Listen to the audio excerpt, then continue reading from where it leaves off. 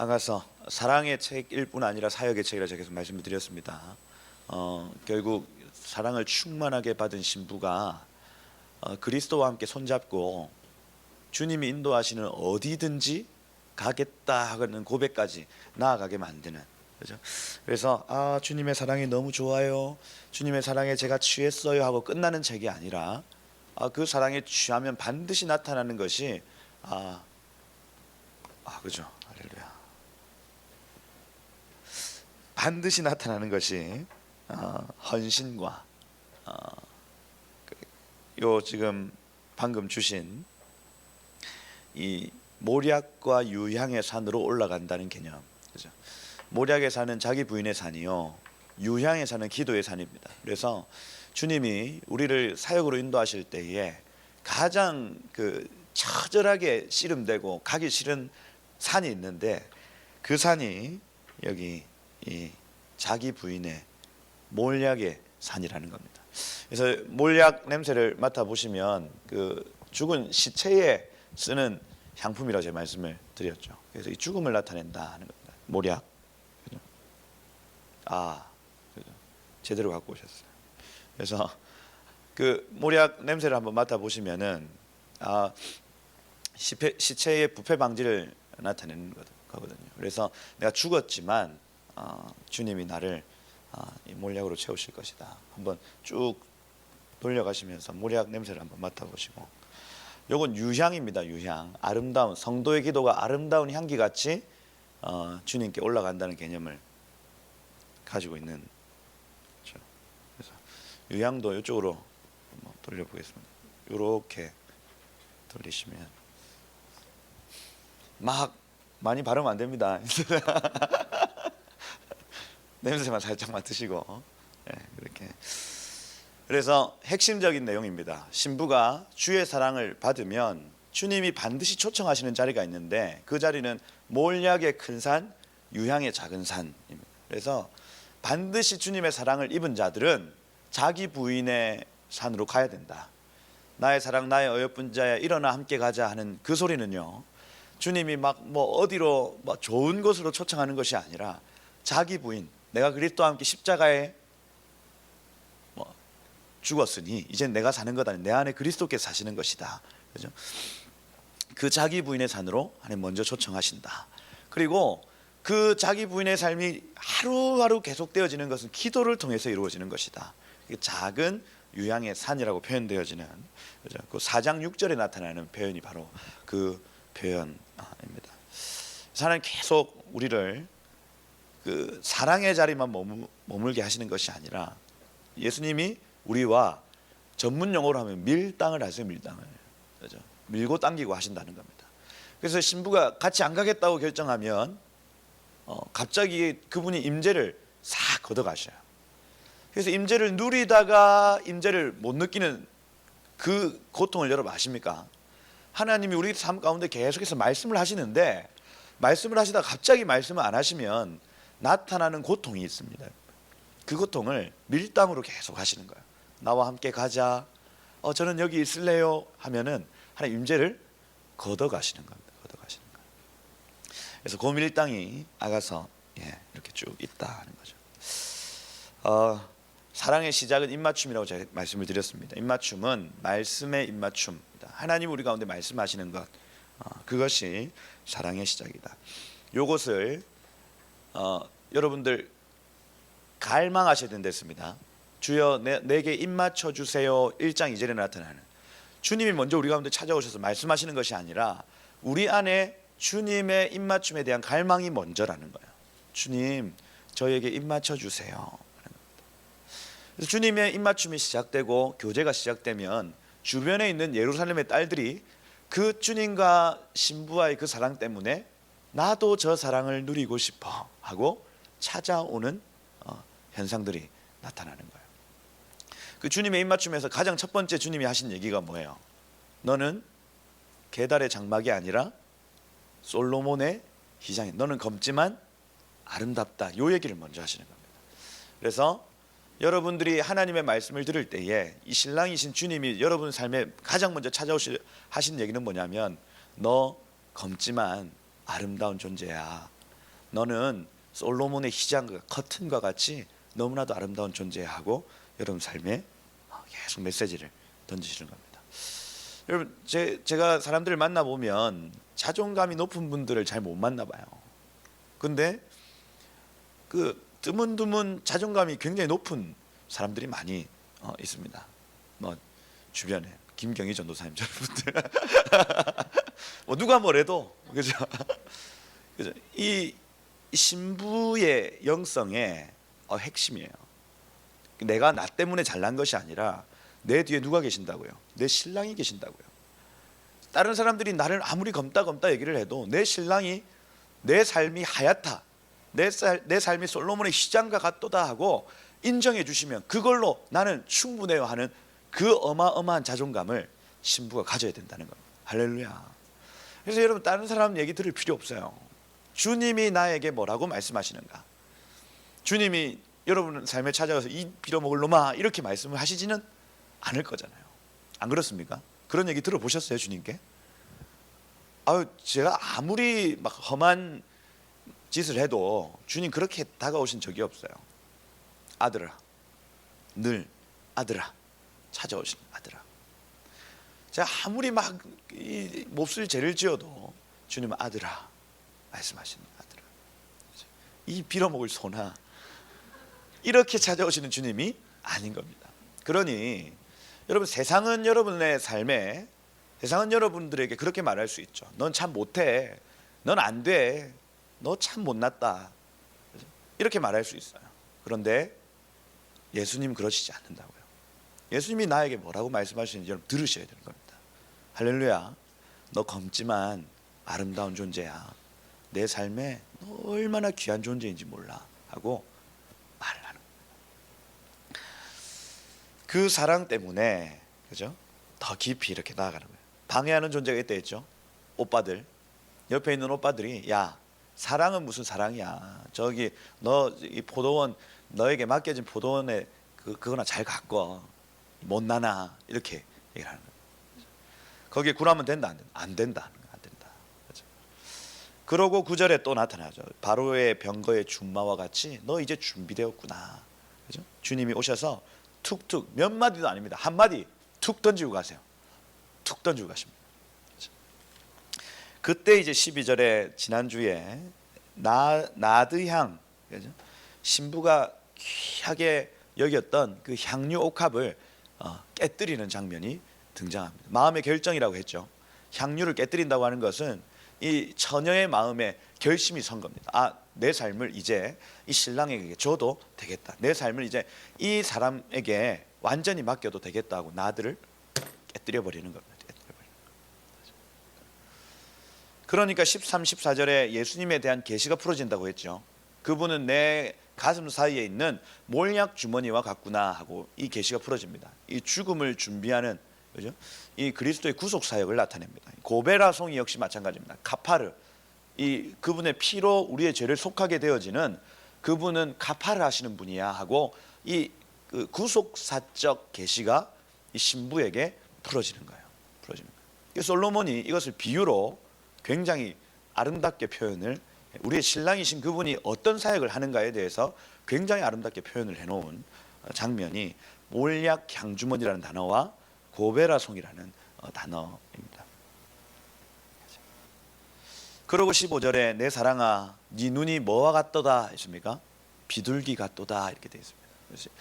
그 신랑이신 그분이 한 번 한 번씩 찾아오셔가지고 툭툭 던지는 말이요, 이 신부의 정확한 정체성을 지금 나타내고 있는 겁니다. 교회의 정체성이라 할 수 있습니다. 교회가 아무리 검은 것 같고 실패한 것 같고 타락한 것 같고 넘어진 것 같지만은 교회는 이 신랑이신 그분이 보시기에 아름다운 곳이라는 거예요. 신부는 우리 자신이 아닙니다. 집합적 단서로 제가 계속 말씀을 드려요. 신부는 한 사람이 될 수 없습니다. 집합입니다. 그래서 우리가 주님의 신부, 할렐루야. 교회가 주님의 신부라는 거예요. 교회가. 그리고 교회는 애굽의 준마와 같이 준비되어야 된다 했습니다. 길들여진 야생마입니다. 우리 이리저리 막 튀고 막 우리 마음대로 막 하고 살았던 우리의 삶이 주님 앞에 준비된 말로 서야 된다는 얘기를 하고 있는. 그리고 세 번째 찾아오셔서 주님 하시는 말이 네 눈이 비둘기와 같도다 이렇게 얘기합니다. 네 눈이. 그래서 교회의 눈이 항상 어디를 바라봐야 된다? 주님을 바라봐야 된다. 그렇죠? 주님. 비둘기는 평생에 짝짓기 한 쌍만 짝짓기를 합니다. 그 자기의 짝은 오직 한 분 이겁니다. 비둘기의 속성이에요. 두 마음을 품지 않는 것, 주변 시력이 없다고 했죠. 정명만 응시한다 했습니다. 비둘기처럼 너의 눈이 지금 신랑인 나에게 완전히 집중하고 있구나 하고 주님이 칭찬하시는 거예요. 교회 정체성 세 번째입니다. 교회는 다른 어떤 것에 시선을 두지 않고 오직 주님이 뭐라고 말씀하시는가를 시선하는 거예요. 그래서 이 교회의 이 생명수 교회 역시 이렇게 흘러가야 됩니다. 주님이 뭐라고 말씀하시는가. 저희가 막 이제 생명수 교회 이렇게 해가지고 인터넷에 쳐보면 굉장히 힘든 글들이 많이 나타나죠. 무슨 신사도 운동이니. 그래서 제가 담임 목사님께 이제 이름을 좀 바꿉시다 목사님 이렇게 제안을 했었어요. 그래가지고 조금 세련된 이름으로 센트럴 처치나 뭐 이런 좀 바꿉시다. 그래가지고 이 생명수 교회 이 프레임을 좀 벗고 좀 새롭게 새 시즌을 좀 맞이합시다 했는데 목사님 기도해 봐라. 요 말 그냥 늘 계속 하세요. 기도해 봐라. 목사님 저 다른 사람들이 이런 말들을 하는데 생명수 교회 이름 때문에 지금 또 유튜브에 생명수 교회 치면 다른 교회가 막 많이 나오고 이름을 바꿔야 되겠어요. 기도해 봐라. 제가 계속 한 3번 4번 드림이니까 목사님이 역정을 하시며 주님이 뭐라 말씀하시는지 좀 들어봐라 이렇게 말씀하십니다. 그래서 제가 이분은 비둘기와 같구나. 제가 옆에서 아무리 얘기를 해도 그거 들으시는 분이 아닙니다. 근데 제가 그걸 보면서 느끼는 게 그냥 옆에서 가만히 주님이 말씀하지 않으면 움직이지 않는다. 정말 그런가요? 정말. 인간적으로 생각하면 지금 타이밍에 이름 바꾸는 게 맞습니다. 저희가 뭐 어떤 이런 모든 논란들을 완전히 없이 하는 것 이름 바꾸는 게 맞죠. 근데 그 모든 생각과 어떤 고민을 벗어나서 주님이 뭐라고 말씀하시는가. 그래서 저는 주님께 물어봤다 아닙니까? 계속 묻는데 주님은 노 코멘트. 아무 말씀도 없어요. 그죠? 아무 말씀이 없다는 것은 대부분이 그리 큰 문제가 아니다 하는 겁니다. 주님 말씀 없다는 건요. 그리 큰 문제가 아니다. 내버려둬도 된다는 얘기입니다. 그래서 그렇구나. 이게 그래서 뭐 대충 이제 저의 마음에는 좀 결론이 지금 이제 지어져 가는 거고 언젠가 주님이 새 이름을 주실 때가 분명히 있을 수도 있고 그죠? 생명수 교회 좀 힘들지만 이걸 하나님 통과하기를 원하실 수도 있겠구나 이런 생각들도 하게 됩니다. 뭘 얘기하고 싶냐면 눈이 비둘기와 같다고 하는 것 그죠? 주님이 뭐라고 말씀하시는지가 우리의 삶에 가장 중요하다고 그냥 여기는 겁니다. 그게 비둘기 같은 눈인 거예요. 주님만 바라보는 겁니다. 주님만. 다른 사람들 뭐라 하건 간에 주님만 바라보는 거예요. 이 교회가 또 여러분이 비둘기의 눈과 같이 되기를 축복합니다. 우리 뭐 리더십이 그렇다면 이 교회는 자연스럽게 그렇게 됩니다. 주님이 뭐라고 말씀하시는가, 그죠? 그걸 바라보고 가는 교회입니다. 그것 가운데 16절, 17절에 그 뭡니까? 안정감을 느낀다고 제가 말씀을 드렸죠. 그 침상이 편안하다. 이 푸르다라는 단어가 라아난이라는 단어인데 편안한이라는 단어. 그래서 침상이 푸르다. 그다음에 우리 집은 백향목들보 잣나무 석가래로다. 그래서 흔들리지 않고 부서지지 않는 편안함. 어디서 많이 들어봤죠? 에이스 침대. 이 강력한 보호, 강력한 공급이 있다고 얘기를 하고 있는 겁니다. 신부가 이렇게 준비가 되면 어마어마한 편안함을 느끼는 겁니다. 안정감을 느끼는 거예요. 안정감. 그 안정감 속에서 2장 1절에 신부 스스로가 뭐라고 얘기하냐면 이 첫 고백입니다. 첫 고백. 자기 자신을 뭐라고 표현하냐면 나는 샤론의 수선화, 이 로즈 오브 샤론이거든요. 샤론의 장미입니다. 샤론의 장미. 수선화보다는 장미가 오히려 맞습니다. 장미요, 골짜기에 뭡니까? 백합이다. 백합, 릴리, 백합. 그래서 이 어마어마한 고백이 나타나기 시작해요. 이건 이 신랑이 신부에게 하는 고백이 아니고 신부 자신이 자기가 어떻다고 고백하기 시작하는 겁니다. 아까는요, 내 살이 너무 검정색이야, 나는 안 돼, 나는 못해 하고 있던 그 신부가요, 신랑의 안정감 있는 그 사랑 가운데 자기 스스로가 어떤 존재인지 발견한 겁니다. 이게 너무나 중요해요. 하나님이 지혜와 계시의 영을 우리 가운데 주셔서 하나님을 알게 하시고 그 부르심의 소망이 무엇인지, 그죠? 성도의 기업의 영광의 풍성함이 무엇인지, 그죠? 그 기업의 영광을 이루는 주님의 능력은 또 어떠하심인지 아는 것이 너무 중요하다는 겁니다. 지혜와 계시의 영이신 성령, 또 아버지의 사랑, 신랑의 사랑 안에서 우리가 우리 자신을 아는 것이 너무나도 중요하다는 거예요. 그래서 교회가 어떤 곳인지에 대한, 또 이 교회론에 대해서 정확하게 아는 것이 너무 중요하다는 거예요. 여러분이 어떤 존재인가 아는 것이 중요합니다. 할렐루야. 그래서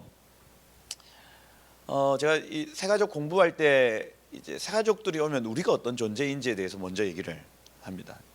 이 생명수 교회의 사역이 어떻게 흘러가고 있는가, 어떤 기본 베이스를 바탕으로 이 축사 사역과 예언 사역이 이루어지고 있는가를 얘기할 때 가장 먼저 이 말씀으로 창조하신 하나님의 능력이 주어진, 그죠? 이 청지기로서의 아담의 어떤 그 모습, 그것을 먼저 가르칩니다. 그리고 둘째 아담이신 예수께서 말씀으로 모든 것을 다스리시는 내용들을 가르치죠.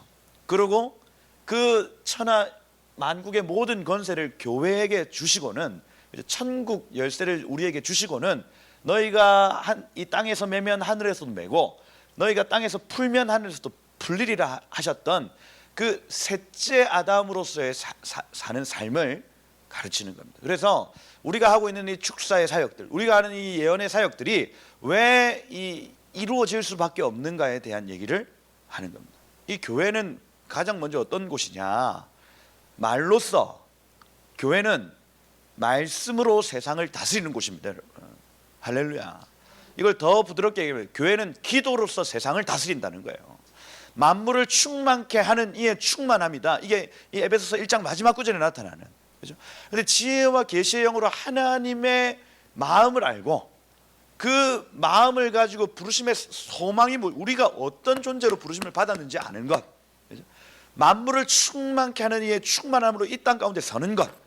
그래서 우리가 이 말로써, 선포로써, 기도로서 만물을 복되다 얘기하면 그 가운데 복이 흘러가고, 만물이 너 묶여라 얘기하면 묶여지고, 이게 교회의 첫 번째 권세라는 권세. 여러분, 그런 존재라고요. 교회가 어떤 곳이냐? 교회는 만민을 위해 기도하는 집입니다. 할렐루야. 교회는 기도하는 집이에요. 예수께서 너 소자야, 너 죄 사함을 받았느니라, 너 귀신아 너 떠나가라, 말씀으로 막 안찰하셨어요. 그러지 않아요. 말씀으로. 파도야 잠잠해라, 말씀으로. 이렇듯 여러분, 우리가 우리 자신이 어떤 존재인지를 아는 것이 굉장히 중요하다는 겁니다. 아버지는요, 자기가 아버지인 줄 알아야 됩니다. 내가 아버지다. 아버지의 책임이 뭡니까? 보호와 공급입니다. 아버지의 책임이 뭐라고요? 보호와 공급이라고요. 이 내가 아버지라는 사실을 망각하고 살면 이 두 가지를 놓치고 사는 거예요. 나의 아내를 보호하고 나의 아이들을 보호하는 것, 내 아이들을 공급하고 내 아내에게 공급하는 책임이 있는 거예요.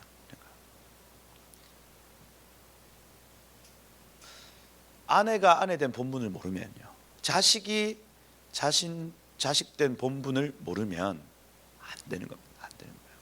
가장 먼저 뭐냐면 내가 누구인지 아는 겁니다. 내가 누구인지. 여기 지금 신부가 자기를 표현할 때에 샤론의 장비라고 표현합니다. 나는 샤론 평야는 이스라엘 그 윗지방에 있는 그 이렇게 넓은 평야입니다. 그래서 뭐 예쁜 꽃들이 피고 이런 곳이 아니에요. 그냥 평야예요, 평야. 그 곡식이 자라는 곳입니다. 거기에 장미와 같다, 지금 이렇게 표현을 하는 거예요. 넓은 들판에 장미와 같은 존재야. 여러분, 이 장미라고 하는 꽃은 뭐 결혼식, 또 언약할 때 쓰인, 또 새로운 사랑을 시작할 때 쓰는 꽃이라 할 수가 있습니다. 그래서 사랑입니다. 사랑. 장미는 사랑이에요, 사랑. 그래서 신랑이신 그분께 나는 사랑이다. 그 누구도 줄 수 없는 사랑을 내가 드릴 수 있어 하고 믿기 시작하는 겁니다. 자기 자신이 어떤 존재인지 아는 거예요. 신랑은 지금 나에게 완전히 마음이 빠져 있어. 나는 그분에게 사랑을 줄 수 있는 존재야라고 얘기를 하는 겁니다. 골짜기의 백합화라고, 이 백합화는 순종과 정결을 나타냅니다. 골짜기라고 하는 것은 타락한 세상을 나타내죠. 그래서 온 타락한 세상 가운데 나는 순결하고 순종하는 신부와 같다. 이 두 가지 속성을 말하고 있는 겁니다. 장미와 같다, 백합화 같다. 난 그분께 사랑이고 나는 그분께 정결과 순종을 드리는 주님의 신부와 같아요, 말하는 겁니다. 그리고 2절에 여자들 중에 내 사랑은 가시나무 가운데 백합 같도다. 그것을 주님이 인정해 주시죠. 여러분, 가시나무라고 하는 것은요, 죄를 상징합니다. 죄. 요게 이제 창세기 3장 17절 이런데 이 죄의 결과로 나타난, 그죠? 가시나무라는 이 덤불이라는 단어가 가장 먼저 성경 히브리어 성경에서 뜻을 결정할 때 1번 뜻을 어떻게 결정하냐면 빈도수로 결정하지 않습니다. 이 히브리어 성경, 구약 성경에서 단어에 1번, 2번, 3번, 4번 뜻이 있을 거 아닙니까? 그것의 1번 뜻을 어디에 두냐면 성경에 가장 첫 번째 나타날 때에 그 단어가 뭘 의미했는가 하는 겁니다. 그러니 그 창세기에 나타나는 대부분의 뜻이 1번 뜻이에요. 1번 뜻. 그래서 창세기 3장에 나타나는 이 덤불, 그렇죠? 죄의 결과로 나타난 덤불, 가시덤불입니다. 가시덤불. 그래서 이 죄 가운데 있는, 죄의 결과 가운데 있는 백합화 같도다라고 얘기를 하고 있는 겁니다. 순종하는 존재, 정결, 성결하는 존재로 내 신부가 준비되었구나 하는 거예요. 교회의 속성을 알 수 있겠죠. 타락한 세상 가운데 우리는 순종과 정결로 나아가는 백합입니다. 할렐루야. 여러분, 그래서 백합 꽃을 볼 때에 여러분, 저 꽃의 속성이 나의 속성이구나. 세상 사람들 다 주님께 불순종하고 저 세상 가운데 타락한다 할지라도 나는 주님께 순종하며 나는 주님께 정결을 지켜야 되는구나 하고 여러분, 백합을 믿음으로 취하셔야 되는 겁니다. 할렐루야. 교회는 그런 곳이에요. 그런 곳. 교회는 하나님께 순종하는 곳입니다. 신부된 교회, 아내된 교회는 남편에게 순종하는 것이다. 그리고 그의 정절을 지키는 것이다. 이게 신부된 교회의 속성입니다. 그리고 여자가 고백하죠. 남자들 중에 나의 사랑하는 자는 숲풀 가운데 사과나무 같구나.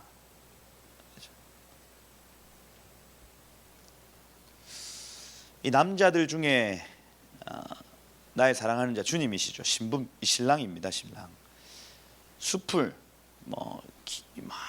온 숲을 이룬 곳에서 사과나무 같이 나에게 달콤함을 주는 존재다 하는 겁니다. 달콤함을 주는 존재다.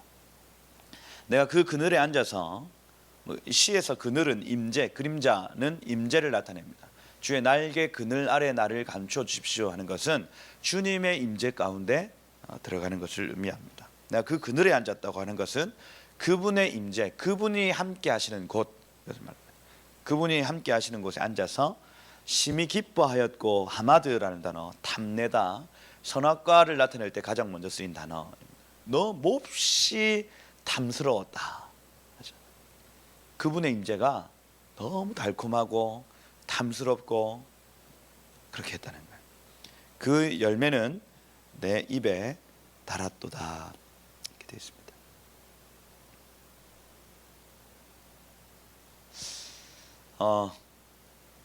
신부의 고백이 있고요, 신랑의 인정이 있습니다. 그러면서 이게 계속 미완료로 반복되거든요. 나의 고백, 그분의 인정, 나의 고백, 그분의 인정. 깊은 사랑 가운데 어떤 감정이 느껴지냐면 달콤하다, 달콤하다, 달콤하다. 그래서 우리가 헌신하면 할수록 주님이 말씀하시거든요. 우리가 계속 주님께 더 가까이 가면 갈수록 주님은 우리 가운데 찾아오십니다. 이 달콤한 은혜가 계속 이어지는 거예요. 계속. 여러분, 예수님을 처음 믿었을 때의 그 달콤함 있지 않습니까? 말씀만 봐도 눈물이 툭툭툭툭 떨어지는 그 달콤함이요. 더 주님을 알면 알수록 더 사랑할 수밖에 없는 그 달콤함. 그런데 어느샌가 이게 이렇게 무뎌지죠. 여기 똑같습니다. 여기 신부의 여정 가운데 우리가 잘못된 게 아니고요. 이게 첫사랑이 약간 식어진다, 이게 잘못된 게 아니라 신부의 여정이 그렇더라니까요. 신랑이 오셔서 그냥 계속 사랑만 내주시면 되는데 어딜 계속 가자 하시는 거예요. 가자. 이게 문제, 신랑이 문제 아닙니까? 신랑께서 어디 가자고 하니까 신부가 무섭기도 하고 두렵기도 하고, 주님 저 못해요, 안 가요, 이렇게 얘기를 하고 있는 장면. 그러면서 임재에서 조금씩 멀어지는, 거기에 임재가 멀어지니까 신부가요, 우리 같은 신부들은 막 힘들어하지도 않는데 여기 이 신부는 어마어마하게 고통스러워합니다. 이 달콤함을 통과한 신부는요, 임재가 사라지면 그것만큼 그 고통이 없는 거예요. 여러분들 주님이 말씀하시다가 말씀하지 않으시면 이 정도 고통을 느끼시는가요? 그냥 바쁜 채로 살아가시는가요? 저도 마찬가지입니다. 저도 말랑말랑할 때는, 제 마음이 말랑말랑할 때는 주님의 임재가 느껴지지 않을 때 막 애가 타고요. 그런데 막 뭐 일에 쫓기고 사역에 쫓기고 그냥 바쁜 삶을 살면요, 주님이 임재하시는지 안 하시는지, 막 큰 어려움이 없는 것처럼 느껴질 때가 있는 거예요. 그런데 여러분, 그게 위기의 순간입니다. 주님의 임재가 안 느껴지는데 내 삶에 큰 어려움이 없다, 주님이 나와 함께하지 아니하시고 기름 붓지 아니하시는데 내 삶에 큰 어려움이 없다, 그것만큼 위험한 순간이 없다고요. 여러분, 그래서 날마다 그것을 갈망하셔야 됩니다. 달콤한 주님의 임재. 그 임재 좀 이렇게 느끼려고 하면 주님이 가자 말씀하세요. 그런데 가자 하는 그 메시지 안에 뭐가 있냐면 나와 함께 가자. 나와 함께 가자. 내가 푸른 초장과 맑은 시냇물과 또 험한 산과 골짜기를 다닐지라도 해를 두려워하지 않을 것은 뒤에 뭡니까? 주께서 나와 함께 하심이라, 이렇게 되어 있습니다. 다윗은 이거 알았습니다. 주님이 가자 하시는 얘기를 자주 하신다는 걸 알았어요. 다윗이 얼마나 다윗의 장막을 기뻐했습니까? 거기서 예배하는 레위인들을 엄청 부러워했을 겁니다, 여러분. 그런데 하나님이 거기에서 막 기도만 딱 하려고 하고 주님 임재하려고 하면 다윗에게 계속 가자 말씀하시는 거예요. 나온다니 가자, 임재 가자, 이렇게 하시는 거예요. 그런데 다윗이요, 내가 험한 산과 골짜기 다닐지라도 저 해 두렵지 않습니다. 주님이 어딜 가든 나와 함께 하시기 때문입니다. 이 고백을 하는 겁니다. 얼마나 귀한 고백이에요. 얼마나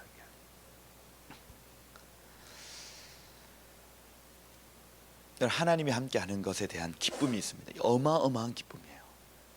그리고 주님이 어딜 가자 하시면, 근데 혼자 가라 얘기 안 하십니다.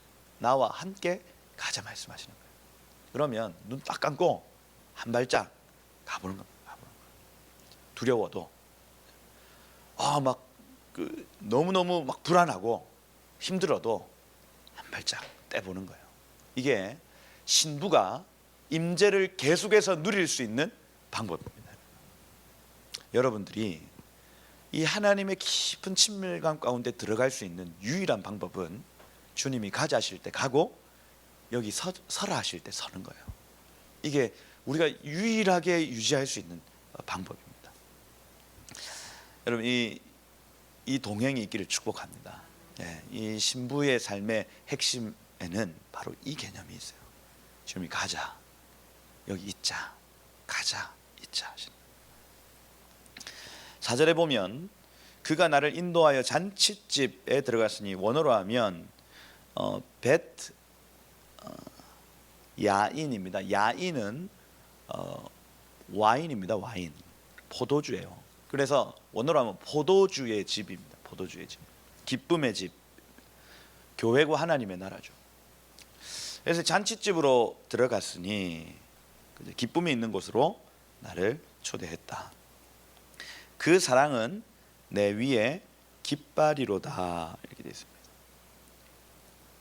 이 깃발이라고 하는 것은 목적을 나타내고 어떤 내 삶의 목표가 이것입니다 하고 이렇게 높이 드는 것이라 할 수가 있죠. 그래서 여러분, 우리의 어떤 그 목적, 이제 신부의 삶의 목적이 딱 섰습니다. 그것이 무엇이냐면 사랑인 거예요. 사랑. 나는 목적이 있습니다 하고 높이 들린 깃발처럼 나는 주님의 사랑만이 나의 목적입니다 하고 깃발을 이렇게 드는 거예요. 드는 거. 이것이 굉장히 중요한 순간이죠. 나는 이제 주님께 충분히 사랑을 받는 존재야. 나는 이 신부로서 주님께 아름다운 존재하고 자기가 고백한 그 이후에 이제 내 삶의 목적은 나는 이제 이 가치를 위해서 살 거야 하고 깃발을 쭉 드는데, 그것이 이제는 주님을 사랑할 거야, 이제는 주님의 사랑이 될 거야 하고 높이 깃발을 드는 거예요.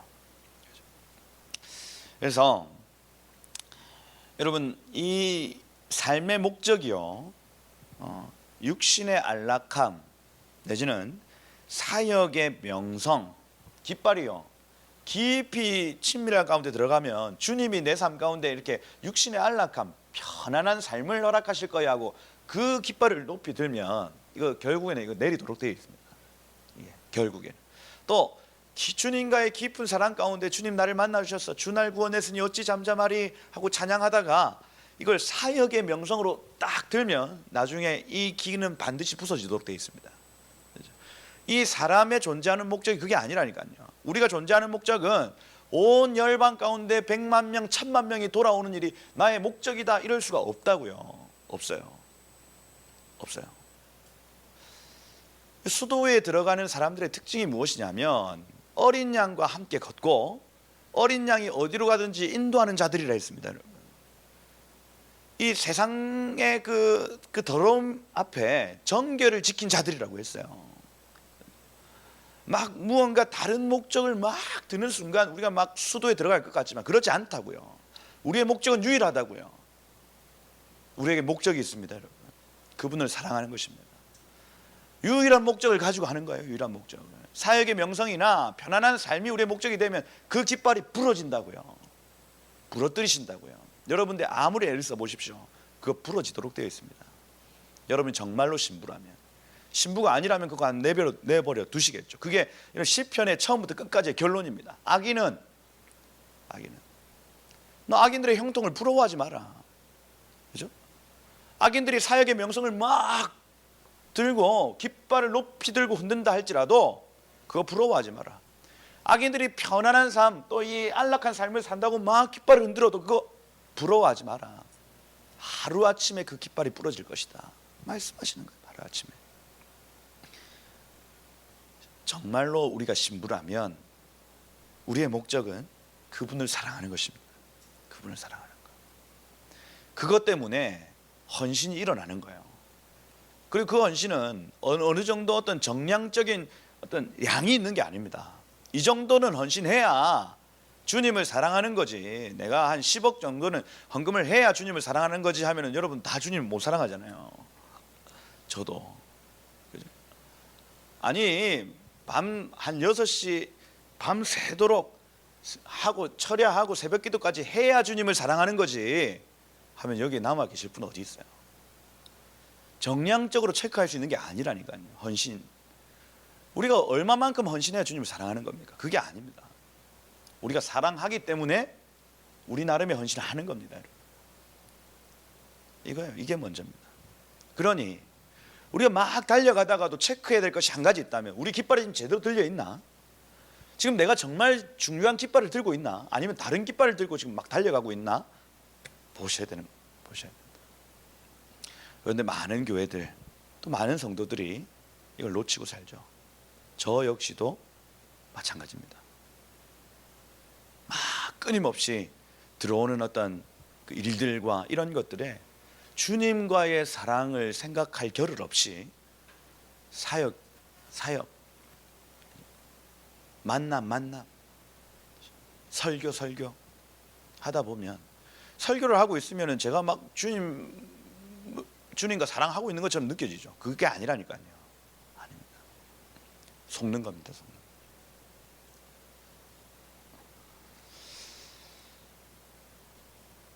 우리의 깃발이 제대로 들려 있는가? 그분의 사랑이 우리의 깃발이 되어야 됩니다, 여러분. 할렐루야. 네, 사랑입니다. 신부의 삶의 목적은 신랑의 사랑입니다. 그래서 우리의 사랑은 하나님께는 최고의 자산이죠. 하나님이요, 우리의 사랑을 받기 위해서 십자가 지셨습니다. 2위 하나님이신 그분이. 그래서 그분이 목숨을 다해서 얻고 싶었던 단 한 가지는 뭐냐면 우리 이 성도의 사랑이에요. 교회의 사랑입니다. 교회가 그분을 기억하고 그분과 동행하는 것, 그분이 유일하게 원했던 거예요. 목숨 바쳐 원했던 겁니다. 신부의 삶의 목적이 무엇이냐? 신랑을 사랑하는 것입니다. 마태복음 22장 37절에 뭐라고 되냐? 네 마음을 다하고 목숨을 다하고 뜻을 다하여 주 너의 하나님을 사랑하라. 이것이 크고 첫째 되는 계명이다. 여러분, 계시록 19장 17절 말씀에 어린 양이 혼인 기약이 이르렀으니 그의 아내가 자신을 준비시켰다는 내용이 나타납니다. 무엇이냐면 신부가 그분을 사랑하기로 결정하고 이 신부의 단장을 하면 어린 양의 잔치집이 펼쳐진다는 거예요. 굉장히 계시적이죠. 누가복음 10장에도 마리아가 주의 발치에 앉아 그 말씀을 들으니 이렇게 되어 있습니다. 그러니 이 마리아는 이 좋은 편을 택하였다 하고 주님이 칭찬하시죠. 이 깊은 사랑 가운데 이 다른 어떤 것보다 비둘기같이 주님의 사랑을 갈구하는 것, 이것이 먼저라고요.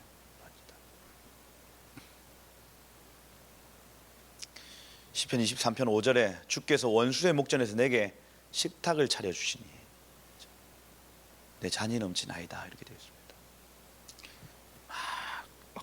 막 뭔가 막 전쟁도 해야 되고 대적도 해야 되고 할 것 같지만 주님이 차려주시는 그 식탁 앞에서 주님이 교제하자 하실 때에 먹고 누리는 것, 그것을 통해서 이 우리의 잔이 넘칠 뿐 아니라 전쟁에서의 승리도 온다는 겁니다. 그 사랑은 내 위에 깃발이로구나. 우리의 목적이 분명합니다. 나는 목적 있네. 나는 부르심 있네. 주의 영광 위입니까? 네. 목적과 부르심이 있다는 거예요. 5절에 보면 너희는 할 때 원어에는 너희는 없습니다. 건포도로 나의 힘을 덮고 사과로 나를 시원하게 하라. 내가 사랑으로 병이 생겼음이라, 이렇게 되어 있죠. 그래서 이 상사병입니다. 상사병. 나에게 건포도 떡을 좀 주세요. 힘이 나도록 사과를 좀 주세요. 시원하도록. 내가 사랑하기 때문에 병이 났습니다. 하는 거예요. 이 정도로 깊은 사랑 가운데 신부가 통과를 해야 된다는 겁니다. 제가 이 신부가 교회라고 한다면 교회 전체적으로 이 기름이 분명히 흐를 때가 분명히 있습니다. 그래서 교회 전체적으로 나가야 될 때가 있고 교회 전체적으로 이 깊은 친밀감 가운데 들어갈 때가 있을 겁니다. 그런데 하나님이 2018년도 19년도 분명히 일어나 나와 함께 가자 하고 말씀하셨던 부분이 분명히 있어 지금 우리가 순종을 하는 거고, 하나님 또 깊은 친밀감 가운데 여러 부흥하는 교회들, 그러니까 막 의지적으로 우리가 으쌰으쌰 해가지고 사람이 많아지는 교회 말고요, 하나님 방문하시는 교회들을 보면 이런 깊은 친밀감 가운데 들어가는 간증들이 굉장히 많이 있습니다. 그러니 매일 뭔가 우리가 모이자 하고 이렇게 막 기도회를 열어서 모이는 것이 아니라 매일 그냥 사람들이 하나님의 임재 때문에 일을 마치면 교회당에 오는 거예요. 와가지고 막 기도하고 있으면 거기에 하나님이 막 운행하시는 장면들, 그리고 막 그 일본의 나카모토 다키모토 준인가, 하여튼 그 일본에서 다키모토 준 목사님 간증을 들어보면 드럼을 못 치던 사모님이 막 그 성령의 임재에 들어가니까 드럼을 막 거기서 막 치고 있고, 그렇죠? 그 막 희한한 일들이 막 벌어지는, 그러면서 주님의 깊은 사랑 가운데 모두들이 막 찬양 인도자도 없어요. 설교자도 없습니다. 그냥 매일매일이 성령의 그 충만한 임재 가운데 막 일어나는 일들 때문에 막 사역에 대한 부담감도 없고요. 왜냐하면 주님이 하시니까요. 그러면서 막 다 쓰러져 있고 막 천국 올라갔다 내려갔다 하고, 이런 깊은 친밀감의 시간이 교회적으로 나타날 때가 있다니까요. 교회적으로. 뭐 여의도 순복음교회 마찬가지입니다. 대부분의 교회가 부흥하고 어떤 성장했던 교회들의 어떤 특징을 보면 요 아가서의 어떤 흐름대로 갑니다. 멈추는 이유도 아가서의 흐름 안에서 멈춥니다. 거부하고 거절하고, 그렇죠? 이렇게 하면 그 주님과의 여정이 멈춰지게 되더라는 겁니다. 생명수 교회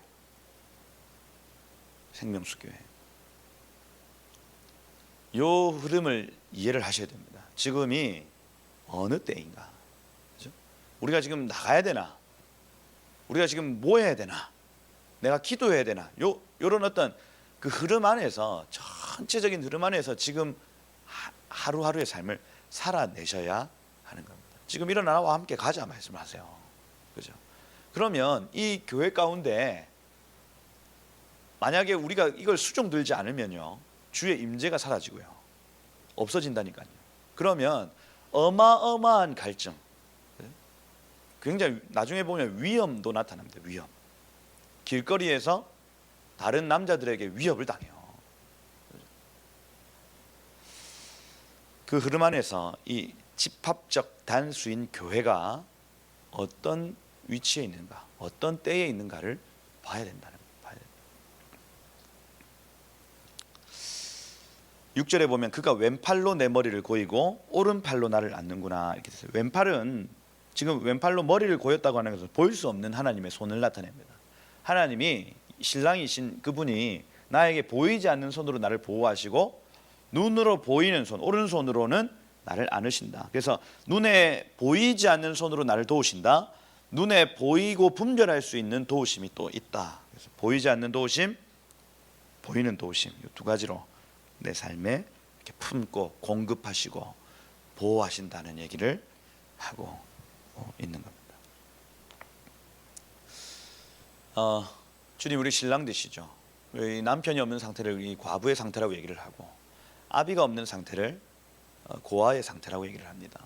고아와 과부를 하나님 왜 긍휼히 여기라고 말씀하시냐면 공급과 보호가 끊어진 상태이기 때문에 그래요. 그러니 네가 그의 공급자가 되어줘라, 네가 그의 보호자가 되어줘라고 말씀하시는 겁니다. 그게 이제 하나님 나라 개념에서 굉장히 중요한 개념이에요. 아버지와 남편이라는 개념이요. 그래서 이 남편이 보이지 않게 보호와 공급, 보이는 것으로 보호와 공급, 완전한 보호와 공급 안에 지금 신부가 있다. 7절에 보면 예루살렘의 딸들아 내가 노루와 들사슴 민감한 성질을 가지고 쉽게 놀라는 특징을 가집니다. 조금의 위협을 느껴도 금세 사라지는 특징을 가지는 동물들을 빗대어 얘기하는 거예요. 노루와 들사슴처럼 너희는 내가 원하기 전에는 흔들지 말고 깨우지 마. 지금 이 시기를 보호해 줘야 된다는 얘기를 하고 있는 거예요. 이 시기를 깊은 주님과의 친밀함을 누리고 있는 그 시기를 다른 사람이 막 깨워가지고 너 이제 이렇게 사역해, 너 이제 일어나서 저 포도원에 가서 이렇게 뭐 포도원 농사를 해, 이렇게 하면 안 된다는 겁니다. 안 된다. 이게 이 교회가 그런 일들을 할 때에, 교회가 이런 일들이 일어나 깊은 친밀감이 풀어질 때에 그렇게 하면 안 된다는 거예요. 그리고 한 개인이 그런 시즌을 통과할 때가 있겠죠. 한 개인이요, 하나님의 깊은 임재 가운데 막 들어가고 그분의 영화로우심을 보는데 너 언제까지 그러고 있을래? 이렇게 하면 안 된다고요. 이때는 정말 조심스럽게 깨우지 말. 왜냐하면 주님이 깨우시는 시간이 있기 때문입니다. 이해가 되세요? 옆에서 예루살렘의 딸들, 이 미성숙한 사람들이 흔들고 막 깨워가지고 너 여기서 이렇게 하면 어떡해? 일어나 빨리. 아, 사역도 안 하고 헌신도 안 하고 지금 뭐 하는 거야? 하면 안 된다는 겁니다. 안 된다. 큰일 나는 거예요. 신부는 누가 깨우신다고요? 신랑이 깨우신다고요. 신랑이. 그러니 우리가 이런 실수를 얼마나 많이 하는지 몰라요. 그렇죠? 많이 합니다. 보호가 필요하다는 거예요. 보호가. 더 깊이 주님을 더 알 수 있도록 그를 보호해주고, 그렇죠? 이렇게 민감하게 존중해줘야 된다는 거예요. 그러면 어느 순간 주님께서 그 신부를 깨워서 여기 지금 밑에 8절 이후로 나타난 나와 함께 가자 말씀하시는 순간이 있는 겁니다. 여러분, 이 교회 가운데 오늘 여기까지 제가 끄는 이유가 있습니다. 과연 이 사랑이 지금 이 교회에 풀어지고 있는가? 이 사랑의 깃발을 들고 우리는 지금 달려가고 있는가? 그렇죠? 여기 안 풀어지면 전 다음 주에 나와서도 2장 7절을 설교해야 될 겁니다. 여러분들이 먼저 이 깊은 사랑을 누리셔야 돼요. 누리셔야 돼요. 그리고 이 누룩은 반드시 퍼집니다. 주님과의 깊은 사랑을 경험하는 신부들이 일어나면 예루살렘의 딸들이 동경하도록 되어 있습니다. 좀 보지. 아, 나도 저렇게 사랑받고 싶어 할 수밖에 없어요. 그러면 함께 교회가 되어져 가는 겁니다. 함께. 그러면 어느 순간 주님이 이 교회가 준비되어지면 나와 함께 가자. 나와 함께 가자. 사랑하는 딸아, 나와 함께 가자. 말씀하시는 겁니다. 그래서 여러분에게 그 은혜가 있기를 축복하고, 또 이 교회 가운데 이 시간들이 정말 친밀함의 시간, 다시 회복되는 시간, 다시 헌신할 수 있는 힘이 생기는 시간이 되기를 예수님을 축복합니다. 이 찬양 하나 하고 우리 기도했으면 좋겠는데, 사랑해요 목소리 높여, 이 찬양 한번 불러보고 한 가지 기도하고 마치겠습니다.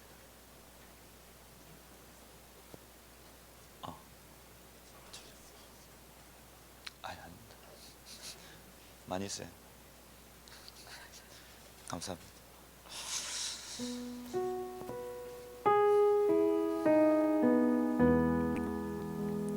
저희 설교 준비할 때 이 찬양이 계속 좀 맴돌아가지고 영어로 맴돌았어요. 그래서 영어가 뚫어지는가 보다. 네, 지금은 뭐 영어로 하지 않고 한글로. 네, 다 같이 한번 요 고백을 좀 드리고 함께 기도하고 마치겠습니다. 사랑해요 목소리 높여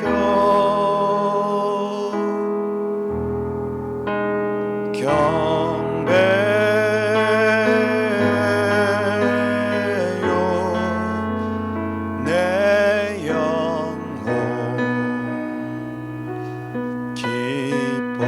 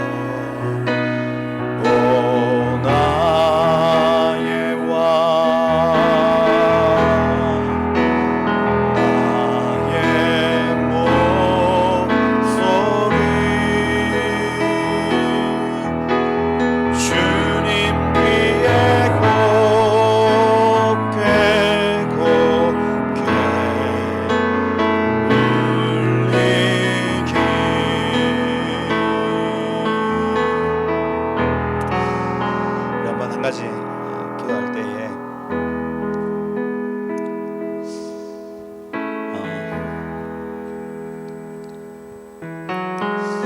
하나님, 우리의 지금 이 계절, 이 시간 가운데 우리의 마음을 부드럽게 하셔서 다른 어떤 교회의 흠이 보여지는 시간이 아니라 주님이 바라보여지는 시간 되게 하시고, 주님, 그래서 우리의 시선을 주님께로 둘 때에 이 세상과 또 다른 사람에게는 소망이 없는 줄 알고 오직 주님께 우리의 소망과 기쁨이 있는 줄 아는 복된 계절 되게 하여 주시옵소서라고.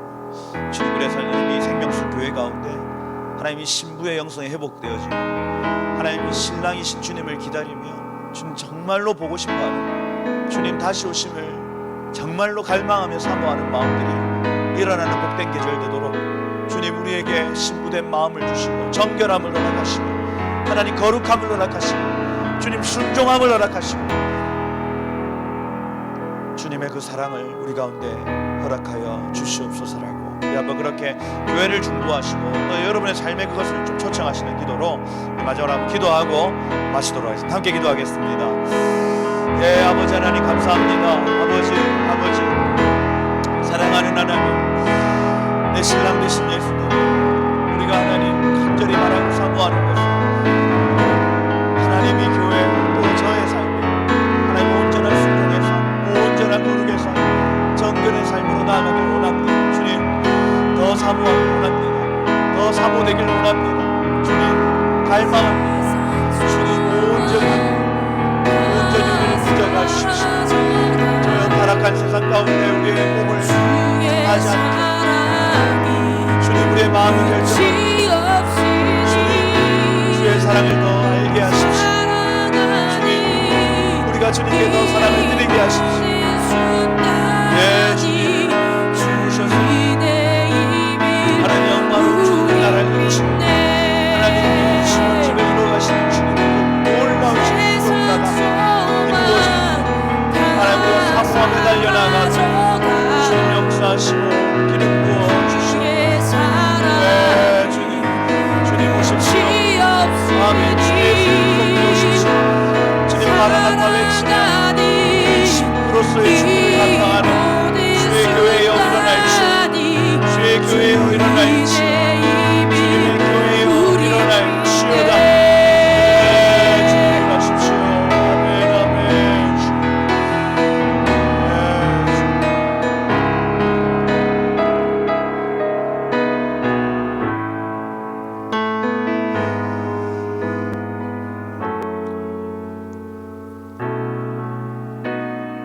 사랑하는 하나님, 우리가 우리의 죄 때문에 얼마나 연약한 존재인지도 알고 또 이 죄의 유혹을 이길 수 없는 사람인 것을, 우리가 검다는 것을 우리는 압니다. 주님, 그렇게 낮아진 심령 가운데 찾아오셔서 너 검지만 아름다운 존재야, 넌 나의 신부야 말씀하여 주심을 감사합니다. 하나님, 이것을 믿음으로 주시합니다. 그렇습니다. 우리는 검지만 아름다운 존재입니다.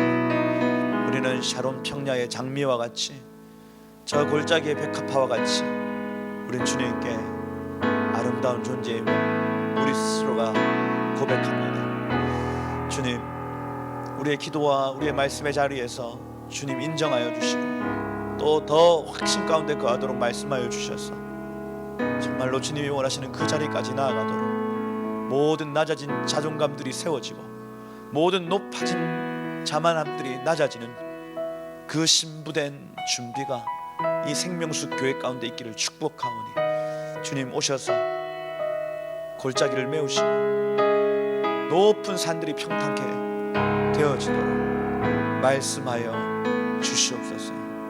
주님, 주의 오실 길을 예비하는 교회, 지금 그것이 멈춰질 때마다 가슴 아파하며 우리가 그것을 뚫어내겠습니다 하고 헌신하며 달려가는 교회로, 지금 사랑에 취하여 달려갈 수 있는 교회 되게 하여 주시옵소서. 혹시나 다른 깃발을 들고 우리가 달려갔었다면 우리가 그 길을 내려놓고 겸손히 내려놓고 이제 주님 사랑하겠다고 결정하며 주의 사랑의 길을 높이 들고 주님 우리의 사랑이 높이 들린 깃발처럼 열방 가운데 흔들리고 펄럭이는 축복된 삶 되게 하여 주시옵소서. 그렇게 아가서의 여정 가운데 멈추지 않고 끝까지 이 길 갈 수 있도록 새 힘을 허락하시고 새 영, 새 마음 허락하여 주시옵소서. 이렇게 일하실 주님을 기대합니다. 모든 영광을 주님 받아주십시오. 예수 그리스도 이름으로 기도드립니다. 아멘. 지금은 우리 주 예수 그리스도의 그 크신 은혜, 하나님의 사랑과 성령의 감화 감동 충만케 하시고 교제 동행케 하시는 은혜가 오늘 신부된 준비를 하고 또 그것을 갈망하며 소원하는 모든 지체들의 머리 위에 지금부터 영원토록 함께 있을지어다. 아멘.